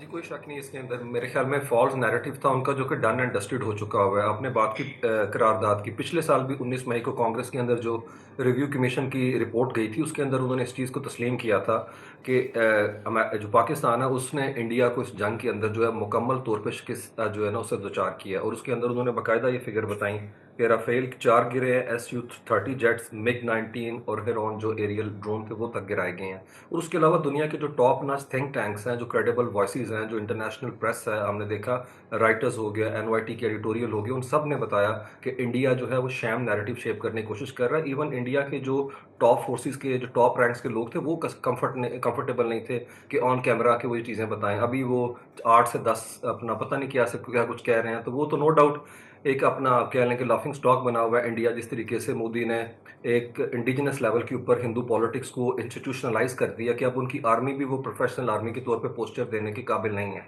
तो मेरे ख्याल में ये तो सेम वॉइसेस जो हैं, डिसेंटर्स जो हैं, उनको सुनने की ज़रूरत है। इवन मैं अभी पढ़ रहा था कि वहाँ के ऊपर सूरत हाल ये थी कि उन्होंने BBC को जो है वो बैन कर दिया था, BBC उर्दू को बैन कर दिया था। उसके अलावा बांग्लादेशी जो चैनल्स हैं उनको बैन कर दिया था, टर्किश TRT को बैन कर दिया था उन्होंने, और चाइना के जो जिन्वा न्यूज़ एजेंसी है और ग्लोबल टाइम्स उसको बैन कर दिया था। लेकिन सच छुप नहीं सकता। देखिए, फैक्ट और फिक्शन दो डिफरेंट चीज़ें हैं। आप धुरिंदर में तो बता सकते हैं कि पाकिस्तान के साथ हम क्या कर सकते हैं, लेकिन बैटल ग्राउंड के अंदर, बैटल स्पेस के अंदर जिस तरीके से पाकिस्तान ने कम बैक किया है और उनकी स्ट्रेटेजिक मिस कैलकुलेशन पूरी दुनिया के सामने रखी है, इससे एक नेशनल कॉन्फिडेंस आया पाकिस्तान के अंदर है। हमने जिस तरह से टेक्नोलॉजिकल एडवांसमेंट के थ्रू अपनी मिलिट्री कैपेबिलिटी जो है उसको शो केस किया पूरी दुनिया के सामने, वो तो एक केस स्टडी के तौर के ऊपर पढ़ाया जाएगा। और अगर ये चीज़ इतनी ठीक होती है तो चैंगडू के 15% रेट ऊपर कैसे चले जाते हैं उनके शेयर्स के। और दूसरी तरफ वो जो डिसॉल्ट है उसके तो एविएशन के 6% हमारे सामने, हम उसको विटनेस कर रहे थे लिविंग मेमोरी में हमारी, कि वो नीचे गिर गए थे, फ्रांस के अंदर है। तो मेरे ख्याल में पाकिस्तान का जो स्ट्रेटेजिक कॉन्फिडेंस एम्बोल्डन हुआ है, और इंडिया की जो फॉल्स सेंस ऑफ एंटाइटलमेंट थी इस वॉर के अंदर कि हमने जंग जीत ली है, दुनिया उसको बाय करने को तैयार नहीं। आप सिनेमा की स्क्रीन के ऊपर दिखा सकते हैं कि आपने कुछ ऐसा कर लिया। उस्मान साहब, आपने 2 दफ़ा जिक्र कर लिया है सिनेमा का। देखिए, पाकिस्तान बार बार ये कहता रहा है कि इंडिया वहां से रॉ के एजेंट यहाँ भेजता है। आपने धुरंधर में प्रूव कर दिया कि भाई आप इंटरवीन करते हैं, आप हमारे मुल्क में आकर इस तरह की हरकतें करते हैं जो कि इंटरनेशनल लॉज के भी अगेंस्ट है। बिल्कुल ऐसे ही। और इंटरनेशनल लॉ जो है मेरे ख्याल में उसकी ग्रॉस वायलेशन पिछले 13 साल से इंडिया कर रहा है किसी भी स्टेज के ऊपर। ये हम नहीं कहते, उनकी ह्यूमन राइट्स वॉच की रिपोर्ट कहती है, उनके जितने इंटरनेशनल क्रीडेंशियल हैं, इंडेक्सेस है, वो बताते हैं इंडिया बॉटम के ऊपर चला गया। और विश्व गुरु जो है और जो उनका नैरेटिव था कि हम जो है दुनिया को बताएंगे हमने क्या करना, वो सारी मिथ्स जो है मुकम्मल तौर के ऊपर जो है नजर आती है यहाँ पे कोलैप्स करती हुई। 13 साल का उनकी डिप्लोमेटिक जो क्लाउड था वो मुकम्मल तौर के ऊपर खत्म होता नजर आता है। यूनाइटेड नेशन की सिक्योरिटी काउंसिल इनकी बैशिंग कर रही है वहाँ पे ह्यूमन ह्यूमन राइट्स काउंसिल कर रही है, उनकी रिव्यू कमेटी कर रही है, वहाँ के ऊपर ह्यूमन राइट्स वॉच कर रही है, इंटरनेशनल जितने भी इंडिकेटर्स है, पर्टिकुलरली मैं reporters without border committee to protect of journalist की बात करना चाहूंगा। उन्होंने कहा कि इससे वर्स्ट पीरियड नहीं है जो पिछले 13 साल से इंडिया में हमने विटनेस किया। और उसके अलावा जिस तरीके से उनके मीडिया ने बिहेव किया, मैं दाद देना चाहता हूँ पाकिस्तान के मीडिया को कि जिस तरीके से सैनिटी परवेल की और हमने मैच्योरिटी का सबूत दिया। जो इन्फॉर्मेशन आती थी उसको वेरीफाई करने के बाद ही पास ऑन करते थे, लेकिन वो लाहौर में बंदरगाह बना चुके हुए हैं, वो पता नहीं क्या से क्या तो कुछ। उस्मान साहब, वो विश्व गुरु से गुरु घंटाल बनने में उनको जो है ना वो बस 3 रातें लगी हैं। अच्छा सर, जस्ट लास्ट कमेंट, और जैसे कि हम बात कर रहे हैं, उनके अंदर से सेन वॉइसेस उन्हें ये कह रही हैं, जब उनका मीडिया कहता है अरे हम पाकिस्तान की तरह मीडिएटर थोड़ी हैं, तो उन्होंने कहा अच्छा जो यूक्रेन वॉर में मोदी साहब कर रहे थे वो क्या था। मैं वो तो अल्फाज इस्तेमाल भी नहीं कर रहा, आपको पता चल गया होगा। वो बदारी जुबान बोली। पाकिस्तान की position right now, right from operation बुनियादी मरसूस to the net security provider to the mediator, इस पूरे 1 साल को कैसे सम अप करेंगे आप? मेरे ख्याल में पाकिस्तान नेट सिक्योरिटी प्रोवाइडर से ज़्यादा नेट स्टेबिलिटी प्रोवाइडर है इस रीजन के अंदर। जियो पॉलिटिक्स हमेशा के लिए बदल चुकी हुई है। हम सिर्फ रीहाइफनेट नहीं हुए, बल्कि पूरे का पूरा पैराडाइम शिफ्ट आप देख रहे हैं इस रीजन के अंदर है। उसमें ईरान वॉर को भी अब उसको भी अगर आप देख लें तो इंडिया जो है मुकम्मल तौर के ऊपर इस जगह के ऊपर पहुंच चुका हुआ है। उनके वॉर हॉक्स जो मर्जी कहते रहे कि वो प्रॉक्सी के थ्रू पाकिस्तान को ब्लीड करने की कोशिश करेंगे, जो असैसिनेशन की अटेम्प्ट्स की जाती हैं, जो इसराइल का मॉडल उसके तहत है, अदरवाइज वो हमें हमारा सामना नहीं कर सकते। ये स्टेलमेट जो सिचुएशन है ये एज इट इज़ रहेगी। और याद रखें पाकिस्तान ने हमेशा जो है पोजीशन ऑफ स्ट्रेंथ गेन की है। हम मुज़ाकरात की टेबल से, हमने तो उन्हें कल भी कहा है कि आप मुज़ाकरात करिए, फ्रोजन कॉन्फ्लिक्ट है, ये बार बार होगा और नो डाउट अगर आप करने की कोशिश करेंगे तो हमने तो अपने आप को पहले से मिलिटरीली एम्बोल्डन किया हुआ। और जो अनशेकेबल सिनर्जी याद रखें पाकिस्तानी अवाम की, आर्म फोर्सेस की और हमारी गवर्नमेंट के अंदर थी, ये चीज़ इंडिया के अंदर नहीं थी। वहाँ पे आप चेक करने वहाँ पे पाकिस्तान का जो स्ट्रेटेजिक विन है in not just in the region but across the world, मेरा नहीं ख्याल कि अब दोबारा इंडिया बगैर सोचे समझे जो उन्होंने कदम उठाया था वो दोबारा उठाने की हिम्मत भी करेंगे। उस्मान साहब, बहुत शुक्रिया आपके वक्त के लिए, was wonderful to have you on the show. यकीनी तौर पर ये पाकिस्तान की जीत और इस जीत की सेलिब्रेशन अभी जारी है, लेकिन यहाँ पर हमें लेनी है एक ब्रेक। Will see across.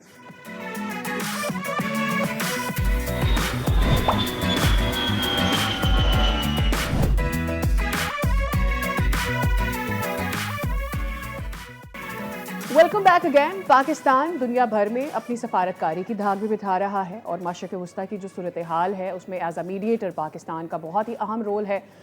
कल तक हमने देखा कि ईरान की जानिब से पाकिस्तान को मैसेज कन्वे किया गया कि किस तौर से मज़ीद बात आगे अमरीका के साथ बढ़ सकती है।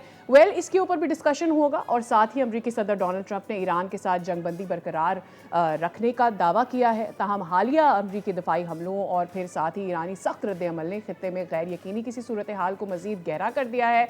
अब डोनाल्ड ट्रंप ये कह रहे हैं कि अमरीकी अफवाज ने ईरानी हमलों के जवाब में अस्करी अहदाफ को निशाना बनाया है। वेर एज ईरान ने वाजे किया है कि आबनाई हुर्मुज़ पर इस कंट्रोल को बरकरार रखा जाएगा और इसको मजीद अगर अमरीका की जानिब से ख़राब करने की कोशिश की गई तो बातचीत जो है वो आगे नहीं बढ़ सकती है। रोज़ाना की बुनियाद पर सूरत हाल ऐसे भी चेंज होती है कि एक दिन पहले जब सदर ट्रंप ने यह ऐलान किया कि जंगबंदी अब मतलब करीब है, जंग ख़त्म होने के करीब है, माजरत के साथ जंग ख़त्म होने के करीब है, तो हमने देखा कि ऑयल की प्राइसेस जो है वो बिल्कुल शार्प उनमें फॉल आया। लेकिन फिर रात में जो है वो इस तरह की चीज़ें हुई कि तेहरान में there were some missiles fired और पूरी रात वहाँ पे सिचुएशन जो है वो थोड़ी सी क्रिटिकल रही। सो दिन ब दिन एक नई सूरत हाल सामने आती है। जो बादिन नज़र में एक चीज़ सामने आती है वो ये कि कोई भी मुल्क, खा वो अमरीका हो, ईरान हो, यूरोपीय ममालिक हों या फिर एशियाई पावर सेंटर्स हों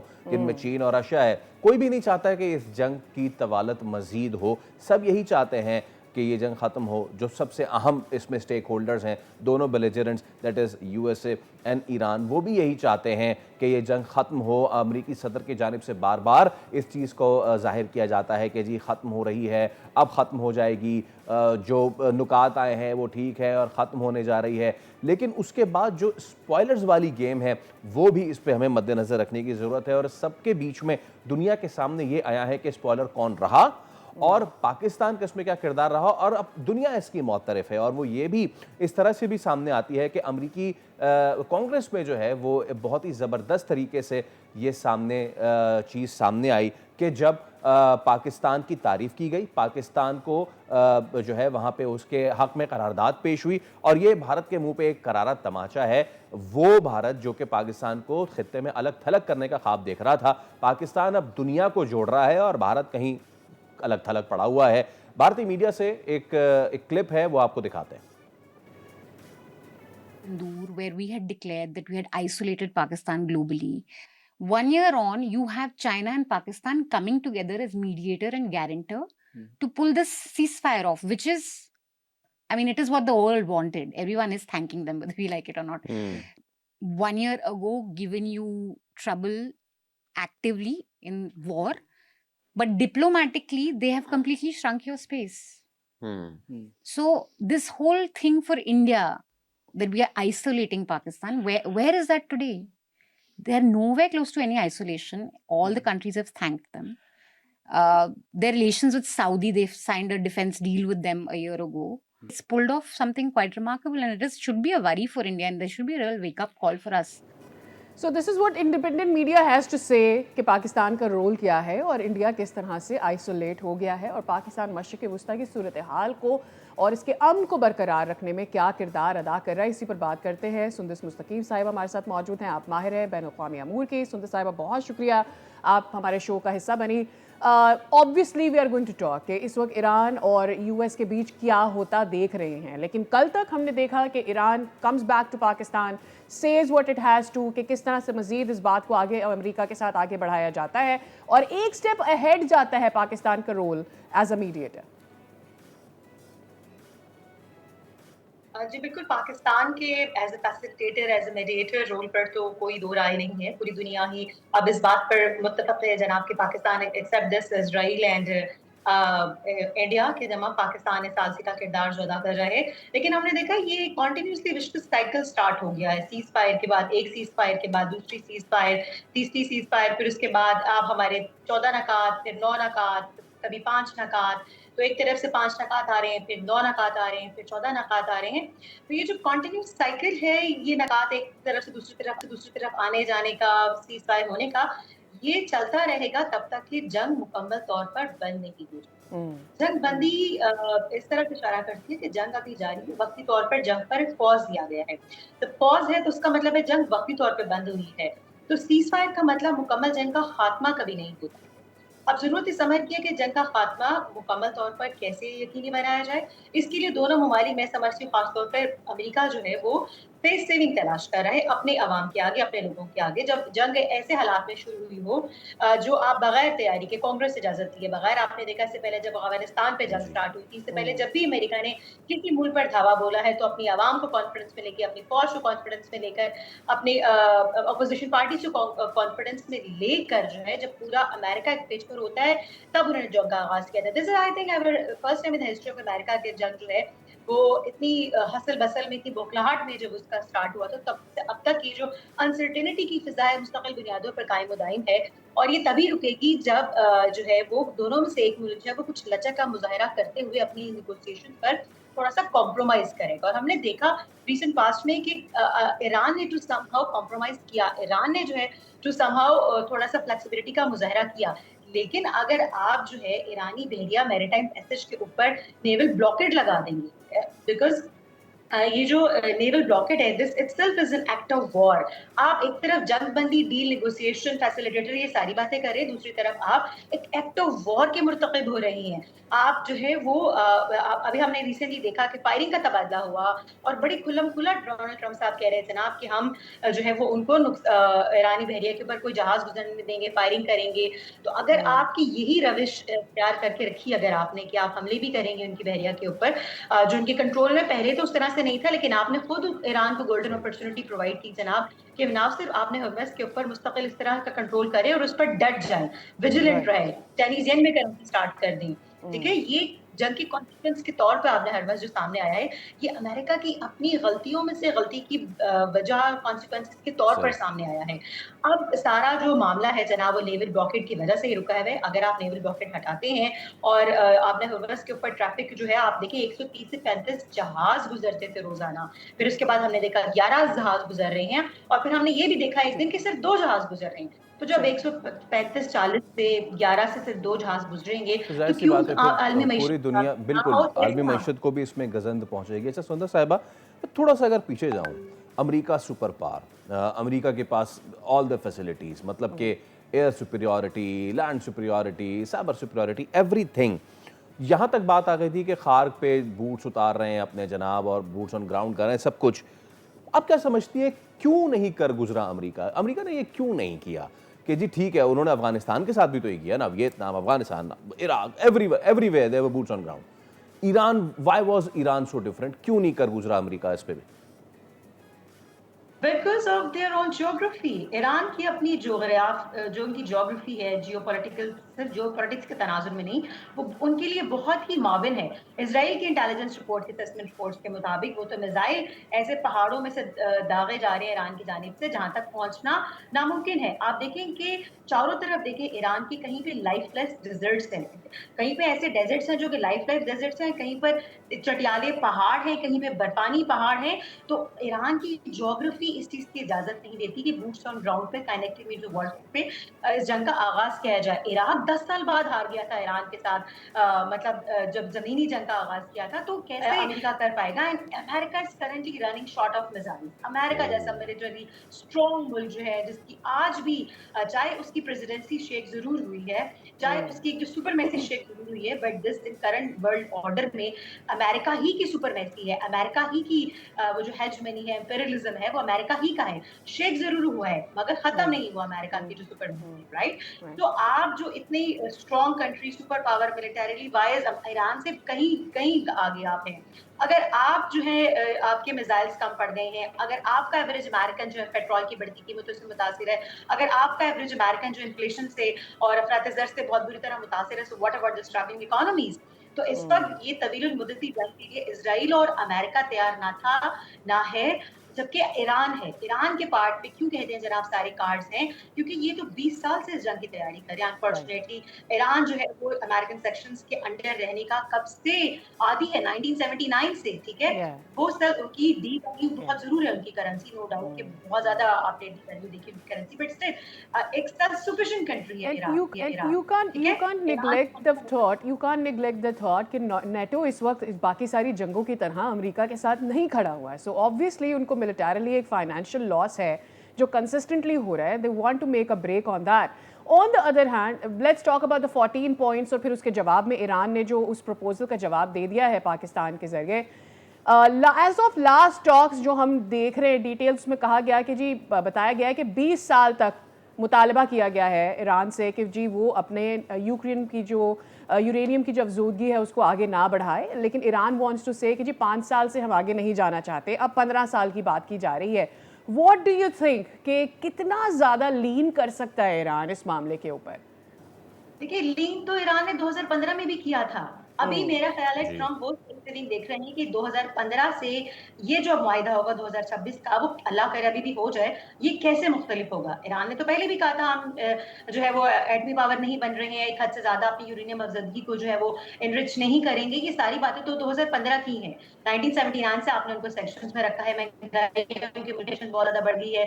जोहरी तनसीबात आपने 11 महीने पहले जो इसराइल ईरान कॉन्फ्लिक्ट में उनकी तबाह करती थी, तो जब 60% से ज्यादा आपने उनकी जोहरी तनसीबात को तबाह कर दिया था, तो फिर क्यों कर आपने दोबारा से जंग का आगाज किया? इससे क्या सिक्योरिटी थी आपके पार्ट पर? और अब अगर ईरान ने वही सब कुछ कहा जो 2015 में कहा था, तो ट्रम्प के लिए दुनिया को और खुद अपने अवाम को ये बताना, पेंटागन को ये बताना, जस्टिफाई करना मुश्किल होगा कि इस जंग की और इस हमले की वजूहत क्या थी। अगर वही टर्म्स एंड कंडीशन आपने ईरान पर मान लिए, बिल्कुल तो ठीक है। 2015 में आप ऑलरेडी मनवा तो जी। व्हाट्स न्यू, क्या मकसद था इस जंग करने का? रिजीम आप चेंज नहीं कर सके हैं, आप उनकी आवाम की खिदमत के लिए निकले थे, रिजीम से बचाने के लिए कौन सी खिदमत? आपने उनके ब्रिजेस पे, उनके स्कूल पे, बच्चों पर, उनकी इंफ्रास्ट्रक्चर पे तबाह किया, महंगाई उनके मुल्क में और बढ़ी। आप देखें कि कुछ मुल्क जो है वो ऑयल की कमी से मुतासिर है, तो ईरान जैसा खुद कफील ऑयल में जो मुल्क है वो ऑयल रिजर्वायर से एक हद से ज्यादा वो रिजर्व नहीं कर सकता, रिस्टोर नहीं कर सकता है, जखायर भर गए उनके ना। तो कहीं ना कहीं कोई ऑयल की कमी से, कोई ऑयल के ज्यादा होने से हर मुल्क बिल्कुल मुतासिर हो रहा मुतासिर है। हुए हैं, तो बिल्कुल क्यों ठीक है सुंदर साहिबा। अच्छा, मैं ज़रा अब इस पे अब बिल्कुल ठीक है, करना अब है? ज़रा इस पे बात कर लेते हैं, role of Pakistan in all of this. और मैं इसको जोड़ना चाहूँगा, पाकिस्तान आज जो किरदार अदा कर रहा है, ये उस 1 साल पहले की मरहून मिन्नत है जो हमने अचीव किया अगेंस्ट इंडिया। बुनियान मरसूस में, मार्का हक में जो हम कर गुजरे हैं, उसके बाद से लेके अब तक दुनिया ने हमें एक बड़ी मिलिट्री पावर के तौर पे माना है, फिर दुनिया ने हमें net stability provider of the region माना है, and now as a mediator माना है। Do you agree to that? Certainly, मतलब who's dared to deny? And जब अमेरिकी कांग्रेस में पाकिस्तान की सालसी की करारदाद पेश कर दी गई है अभी रिसेंटली आपने करी में, और इस वक्त हमारी मम्मी पापा हैं इजराइल और इंडिया, मदर फादर का ड्यूस के इसके अलावा पूरी दुनिया जो है पाकिस्तान की सालसी ना सिर्फ ये कि Pakistan is currently enjoying the golden era of diplomacy. Pakistan ने 11 महीने में दूसरा मार्का हक के बाद से दूसरा पाकिस्तान का ये स्ट्रोक है जिसमें पाकिस्तान ने ना सिर्फ काइनेक्टिव मीन्स ऑफ वॉरफेयर बल्कि नॉन काइनेक्टिव वॉरफेयर में भी अपने आप को मनवाया है जनाब, कि किस तरह से हम ना सिर्फ मैदान जंग में बल्कि सफारत के मैदान में, सफारतकारी के मैदान में भी हमारा कोई सानी नहीं है। और कहाँ एक तरफ हम डिफेंस डील सऊदी अरब के साथ कर रहे हैं, यूएई के साथ हमने उनको कर्जा वापस कर दिया, ईरान के साथ बना के रखी हुई है, वो ईरान जो इजराइल और खलीजी ममालिक पर हमला कर रहा है हमने सबके साथ बना के रखी है। तो कैसे इतनी बैलेंस डिप्लोमेसी पाकिस्तान ने जो है वो बरकरार रखी है, दुनिया ये बात अब समझ रही है और आगे आने वाले अरसे में जो है वो पढ़ाई जाएगी इंटरनेशनल स्टडीज में, इंटरनेशनल एरेना के डिप्लोमेसी के स्कूल्स में, कि कैसे पाकिस्तान ने एक बेहतरीन और बैलेंस डिप्लोमेसी के जरिए सालिस का किरदार अदा किया। ना हमने अमेरिका से बिगाड़ी, ना ईरान से, ना अफगानिस्तान से। मतलब आप देखिए, एक तालिबान की टीटीपी रेजिम के अलावा जो दहशतगर्द तंजीम है उसके अलावा हमने देखा कि उसकी गवर्नमेंट भी और खलीजी ममालिक हम सबके साथ कैसे जो है वो वहाँ से बनाकर सफ़र तय अपनी किया कि सलाहियत आपको रखते कहा हैं, जो जाए कि बॉन्ड पाकिस्तान में, सुंदर साहिबा हमें बहुत शुक्रिया आपके वक्त के लिए, वक्त की कमी है, आपको दावत देंगे और इस पर बात करेंगे। हमने शुरू किया था वहाँ से जब पाकिस्तान पर इल्ज़ामात दहशतगर्दी के लगाए जाते थे, आज पाकिस्तान सालिस का किरदार अदा कर रहा है। एंड नॉट टू फॉरगेट, ये सब हो सका सिर्फ इस वजह से क्योंकि हमने अपने से कई गुना बड़े मुल्क को हराया। Well, we taking a break, see you after this.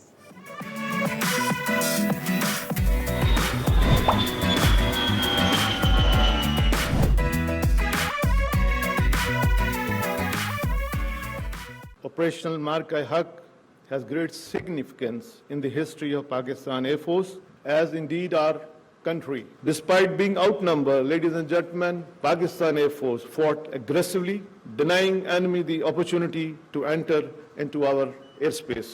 Within minutes, multiple Rafale jet, Su-30 MKI, Mirage 2000, MiG-29, and multi-million-dollar unmanned system was shut down. This devastating blow shocked the enemy, and Indian Air Force was not seen in air for the remaining part of the conflict. Out of dozens of drones launched on Pakistan, none was able to return home. Our killer drones, hypersonic missile, and long-range weapon struck 16 enemy air bases within a span of about 8 to 10 hours. Key military installation, BrahMos site, critical command and control center, 2 of his prized S-400 battery was neutralized. The enemy was literally on its knees much before we could imagine.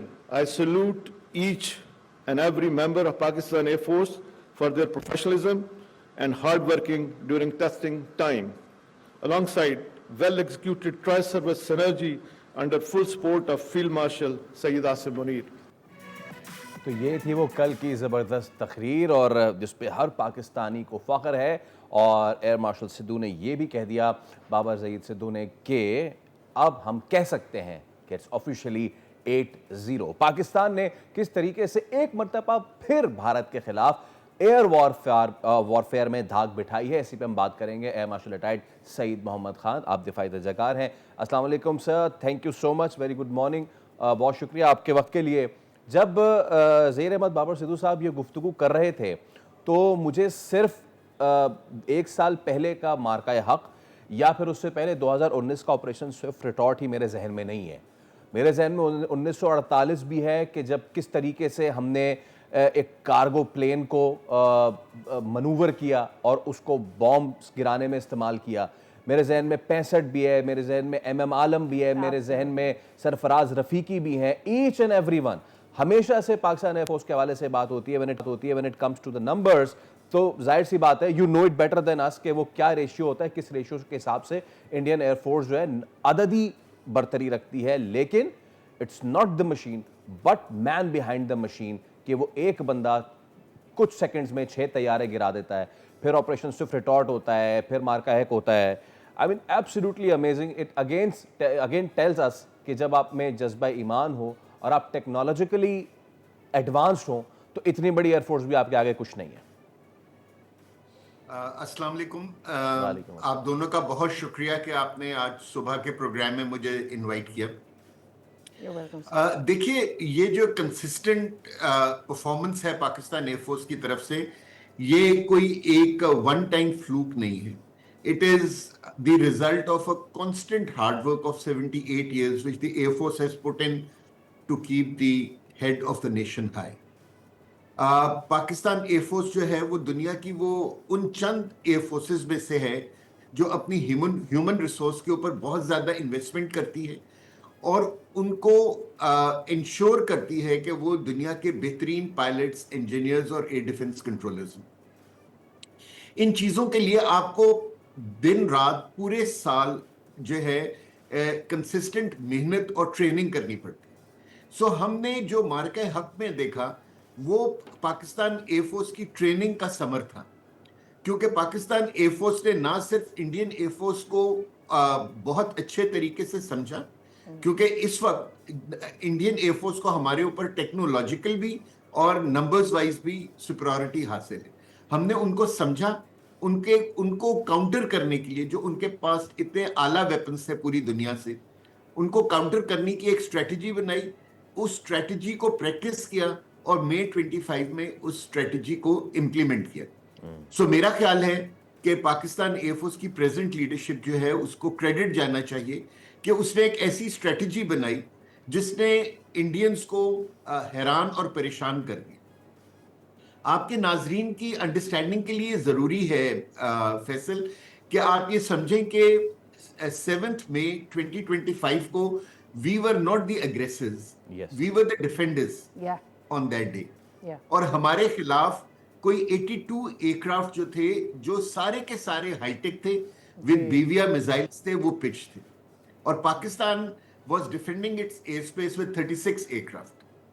और Pakistan air force ने फिर इतनी बेहतरीन strategy, जो कि अब मेरे ख्याल हर पाकिस्तानी को मल्टी डोमेन ऑपरेशंस और किल चेन का पता चल चुका है, हम लोगों ने इतनी बेहतरीन तरीके से उस स्ट्रेटजी को इंप्लीमेंट किया कि जंग जो है वो पहले 2 घंटे ही में डिसाइड हो गई थी। और इंडियन एयरफोर्स को अपने जहाजों को लैंड करवाना पड़ा, और फिर उनका जो नंबर 1 एयरक्राफ्ट था राफेल, उसको उसने पूरे कॉन्फ्लिक्ट के दौरान दोबारा एयरबोर्न नहीं कराया। सर, ये कहना, आई मीन लाइक आज की जनरेशन ये सुन रही होगी कि किस तरह से हमारी एयरफोर्स ने मुकाबला किया, और वही वाली बात कि जी हम तो डिफेंडर्स थे, we weren't the aggressors. It is easy to say and listen जब आप ये कहते हैं कि आपने अपने से कई गुना बड़ी फौज को हरा दिया, but it takes lot of training, it takes that mind set के यहाँ से आगे और कुछ नहीं है, जीतना ही है, जो कुछ आपके पास है you have to give it all. जी देखिए, जब भी आप जंग में जाते हैं तो दोनों फौजें जो हैं वो अपने आप को बेहतरीन तरीके से पहले इक्विप करती हैं और फिर एक स्ट्रेटेजाइज करके उस जंग को लड़ती हैं। फॉर द लास्ट 78 years हमने जितनी भी मेजर जंगें इंडिया के साथ की हैं, जैसे मैं एरियल बैटल्स की तरफ रहूंगा कि 65 हो, 71 हो, 2001 का स्टैंड ऑफ हो, 2019 का स्विफ्ट रिटॉर्ट हो, या 2025 का मार्का हक हो, आप ये देखेंगे कि पाकिस्तान एयरफोर्स ने अपनी बेहतरीन स्ट्रेटजी की वजह से ये जंग जीती, ये सारी जंगें जीती। और हमने हमेशा इंडियन एयरफोर्स को बैकफुट पे जाने पे मजबूर किया। अगर आपको याद हो कि 2019 के बाद जब उनके 3 जहाज गिरे थे तो प्राइम मिनिस्टर मोदी ने इंडियन असेंबली में खड़े होकर कहा था कि अगर हमारे पास राफेल होते तो हम क्या कहते हैं पाकिस्तान को बेहतर हैंडल कर सकते थे। तो जब हमें पता था कि अगर ये जब भी दोबारा फॉल्स फ्लैग हमारे ऊपर करेंगे तो राफेल्स इनके पास मौजूद होंगे और अच्छी तादाद में, और एग्जैक्टली यही हुआ कि 2025 में उनके पास कोई 36 के करीब राफेल्स मौजूद थे। उनके ऊपर, राफेल्स के ऊपर दुनिया का जो बेहतरीन मिसाइल है मीटियोर, वो लगा हुआ था, और वो ये एक्सपेक्ट कर रहे थे कि जी के with the help of the top of the line aircraft वो पाकिस्तान एयरफोर्स की जो असेंडेंसी है उसको रोक सकें। लेकिन उन लोगों ने पाकिस्तान एयरफोर्स को गलत एस्टिमेट किया, और पाकिस्तान एयरफोर्स ने जो एक बेहतरीन स्ट्रेटजी बनाई, और मैं खासतौर पे कहूंगा कि पिछले 5 साल में under air chief marshal Zaheer ये जो 4 कमांड्स बनी हैं उनको एक रेगुलर एयरफोर्स के साथ ना सिर्फ उन्होंने इंटीग्रेट किया बल्कि इन 6 की 6 डोमेन्स को उन्होंने एक बेहतरीन फाइटिंग एलिमेंट के तौर के ऊपर ट्रेन किया। सो दुनिया में पहली मर्तबा दुनिया ने ये देखा कि एक एरियल बैटल जो तकरीबन 300 किलोमीटर के ऊपर मुहित थी, जिसमें तकरीबन 100 से ज्यादा जहाज बीवीआर मिसाइल्स के साथ फिर रहे थे, पहली मर्तबा स्पेस एनेबल्ड मिसाइल लॉन्चेस दुनिया ने देखे। मैं आपके नाजरीन को की नॉलेज पे ये लाना चाहूंगा कि देखिए, इससे पहले जो लॉन्गेस्ट शॉट थी एरियल बैटल में in the aviation history, that was 98 kilometers by Youssef in 1991 against an Iraqi aircraft. और इराकी एयरक्राफ्ट जो था ना वो बीवीआर कैपेबल नहीं था। ठीक है, लेकिन 7 मई को जब हम लोगों ने पहला राफेल गिराया तो पाकिस्तान एयरफोर्स ने इस रिकॉर्ड को डबल कर दिया। We shot the first Rafale somewhere at 190 to 198 kilometres. ये जो पिछला रिकॉर्ड था वो तकरीबन 34 इयर्स रहा, और मुझे उम्मीद है कि अगले 50 साल तक कोई एयरफोर्स जो है वो इस रिकॉर्ड को, सर पाकिस्तान एयरफोर्स रिकॉर्ड ऐसे बनाती है, और पाकिस्तान ने पहली मर्तबा दिखलाया कि BVR missiles satellite assisted domain के अंदर भी फायर किए जा सकते हैं। Absolutely half a century has gone sir. ऐसी स्ट्रेटजी बनाई कि जो इंडियन एयरफोर्स पायलट्स सोच भी नहीं सकते। Half a century has gone, M M Alam को कोई छू भी नहीं सका उनका रिकॉर्ड को अब तक। अच्छा sir, just one last thing, जो इंडिया के एयरफोर्स है उनका अब जाके क्लेम आया कि जी हमने पता नहीं कितने गिराए या क्या किया, उनको रह रह के याद आता है। जिस तरह मार पड़ती है ना किसी को तो रह रह के तीसें उठती हैं, इस तरह उनको रह रह के याद आ रहा है। नाउ वॉशिंगटन पोस्ट से लेके दुनिया भर के अखबार वो इंडियन जेट्स के डेब्री उन्होंने दिखाए हैं, और वो डेब्रीज राफेल के हैं, वो मिराज 2000s के हैं। एक कोई तस्वीर दिखा देते इंडिया के एयरफोर्स वाले कि जी ये है वो तैयारा जो हमने गिराया, कोई एक चीज, कोई एक एविडेंस दिखा देते। There is no evidence at all. Exactly, आपने फैसल बड़ी सही बात की तरफ इशारा किया। देखिए, जब आप दुनिया में किसी चीज को क्लेम करते हैं, और आप जब एक एयरक्राफ्ट किल को क्लेम करते हैं, क्योंकि एक एयरक्राफ्ट किल एक बहुत बड़ा इवेंट होता है एविएशन हिस्ट्री के अंदर। सो जब आप कोई किल क्लेम करते हैं तो आपको उसकी एविडेंस देनी पड़ती है to the international defence analyst. Pakistan air force ने अपना evidence within 2 to 3 hours of the aerial battle पूरी दुनिया के सामने पेश कर दिया, जिसके अंदर रडार पिक्चर्स थी, हमारे एयरक्राफ्ट का जो वीडियोस होती हैं वो मौजूद थी, जो इंटेलिजेंस सोर्सेस के थ्रू डेब्री मिली थी जिसका आपने भी जिक्र किया, हमने वो भी पेश कर दी। और हमने, अगर आपको याद हो, पहले दिन सिर्फ 5 जहाज क्लेम किए थे, वो इसलिए कि हमारे पास इनिशियली उन 5 जहाजों का एविडेंस मौजूद था। लेकिन जैसे जैसे वक्त गुजरता गया, अब हमें ये पता, अब हम बड़ी कॉन्फिडेंटली ये कह सकते हैं विद एविडेंस कि हमने 7+1 एयरक्राफ्ट उनके शूट डाउन किए। ऑन द कंट्री, इंडिया जो है वो एक भी एविडेंस नहीं शो कर सका। दुनिया उनसे पूछती रही, अच्छा जी आपने F-16 गिराए तो दिखलाएं, अगर आपने लेट्स से JF-17 गिराए तो दिखलाएं। ये किस तरह हो सकता है कि उनको एक भी कोई सबूत ना मिला हो। अगर कुछ ना होता तो वो अपनी वो रडार पिक्चर ही दिखला दें जिसके ऊपर वो यानी कि F-16 या JF-17 या J-10C को पेंट कर रहे थे और वो फिर J-10C गायब हो गया। और सही साहब दिखाते तो तब जब होता, स्टार्टिंग फ्रॉम। बहुत शुक्रिया होता। आपके वक्त के लिए। हमारे पास वक्त की कमी है, दोबारा इस पर ज़रूर बात होती रहेगी क्योंकि अभी जारी है, लेकिन एविडेंस तब हो दिखाया जाता है जब आपके पास होता है। स्टार्टिंग फ्रॉम पहलगाम आज तक हम इंतजार कर रहे हैं, आपको रह रहे के याद आ रहा है कि आपने हमें हराया कहाँ, कैसे। Still waiting for the evidence. इंतजार में ले लेते हैं break. See you after this.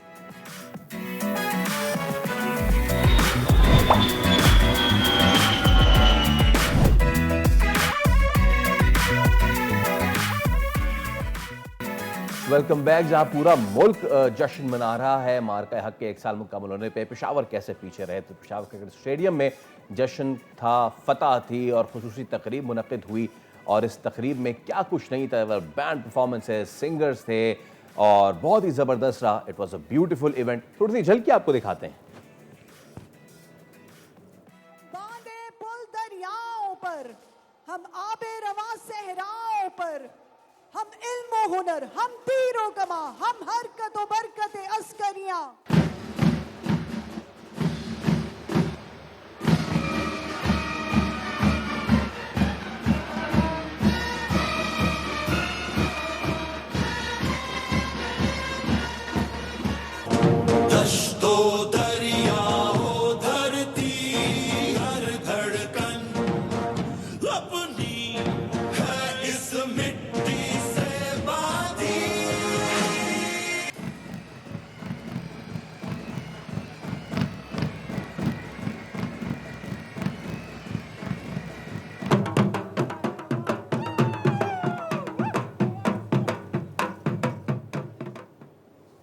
हमारे साथ मौजूद हैं इस तमाम तर मामले पे बात करने के लिए ज़ाहिर शाह शिराजी, आप सीनियर तज़्ज़िकार हैं। ज़ाहिर भाई अस्सलाम वालेकुम, बहुत शुक्रिया। मुझे अच्छी तरह याद है साल पहले जब हम बात कर रहे थे और मैंने आपसे ये पूछा था कि जो हमारा बॉर्डर है, ईस्टर्न बॉर्डर, वहाँ पे सारी ठूठा कर रहा है भारत, आप लोग की तरफ नहीं आया। तो आपने जवाब दिया था कि इधर आए, हम भी तैयार खड़े हुए। वो जोश वाला अभी भी वैसा ही है ज़ाहिर।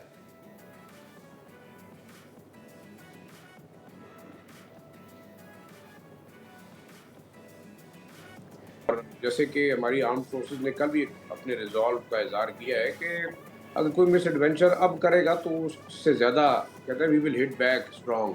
तो ये एक मैसेज तो बड़ा क्लियर है। और इस 9 मई के बाद पाकिस्तान दुनिया के नक्शे पे एक बहुत बड़ी ताकत की शक्ल में जो है वो सामने है।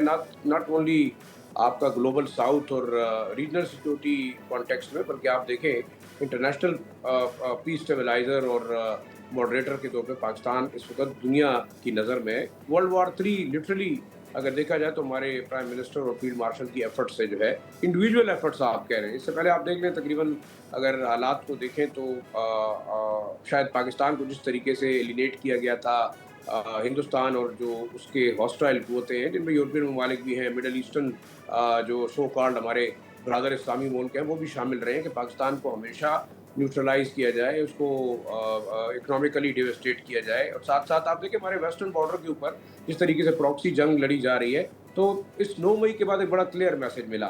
फिर आप देखें कि जो ईरान और इजरायली कॉन्फ्लिक्ट है उसके अंदर पाकिस्तान का रोल देखने के बाद बिल्कुल वाज़े तौर पर नजर आया कि पाकिस्तान अब दुनिया के फैसले, किसी ज़माने में कहा जाता है कि पाकिस्तान की हाँ और ना में दुनिया के फैसले होंगे, तो आज आप देख रहे हैं रीज़न एक टर्निंग पॉइंट था जो इंटरनेशनल एक प्लेयर ने कोशिश की कि हिंदुस्तान को इस खिते का एक टाइगर बनाने का जो उनका ख्वाब था, एक इकोनॉमिक जाइंट बनाने का ख्वाब था, एक की आप समझ लें ऑपरेटर का ख्वाब था, वो चकनाचूर हुआ सिर्फ 4 घंटे के अंदर। और ये मेरे ख्याल में हम ये नहीं कह सकते कि एक जंग थी, ये एक पूरी कौम का एक रिजॉल्व था, रेजिलियंस था। आज लोग ईरानी रेजिलियंस की बात करते हैं, ईरान की जो रिस्पांस है उसकी बात करते हैं, लेकिन आप समझ लें कि पाकिस्तान ने जो रिस्पांस दिया था अपने से 8 गुना बड़े मुल्क को, वो मेरे ख्याल में एक रिस्पांस ऐसा था जो दुनिया के अंदर हॉस्टाइल कुव्वतें या जो हेजेमनिक रिजीम्स हैं इजरायली और अमरीकी और हिंदुस्तानी, उनको रिस्पॉन्ड कैसे किया जाता है, ये पाकिस्तान ने दुनिया को एक सबक सिखाया था। राइट। और वो हमें ये ऑब्वियसली बहुत सारी चीज़ों का नॉस्टैल्जिया है, बहुत सारी चीज़ों के बारे में हम बात कर रहे हैं।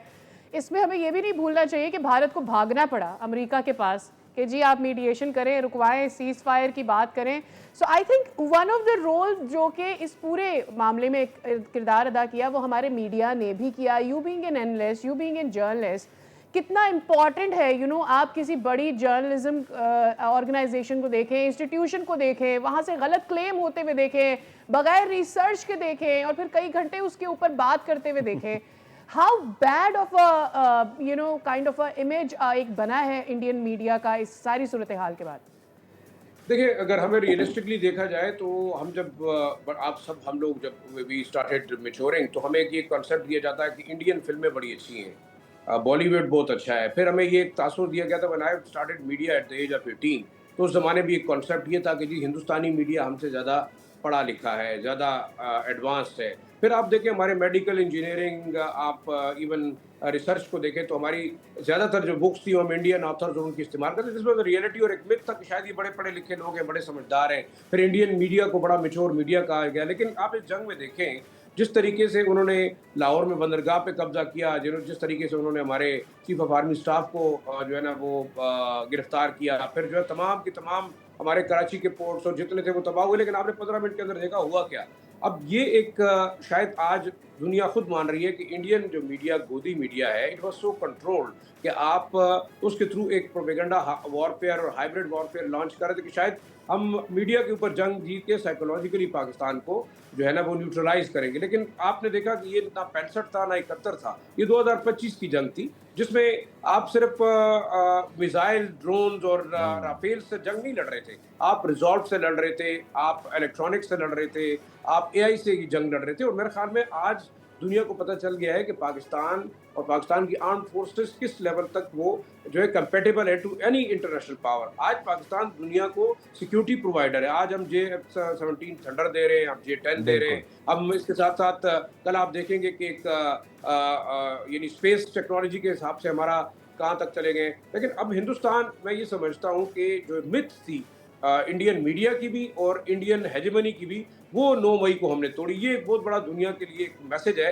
कि पाकिस्तान नाउ मैटर। और आप जो पहले समझते थे कि पाकिस्तान को आपने एज अ टूल इस्तेमाल किया, चाहे वो दहशतगर्दी के खिलाफ जंग थी, वो देखिए रिजॉल्व देखे, हमने 50 साल तक एक प्रॉपर जंग लड़ी है। ऑल राइट ज़ाहिर शाह शिराजी, वक्त की कमी है, बट जो आपने बात की सबसे important, Pakistan now matter. So much for your time. और इसी के साथ हम आपसे लेंगे इजाजत और अब आपसे मुलाकात होगी पीर को, लेकिन सेलिब्रेशंस का सिलसिला जारी रहेगा। अल्लाह।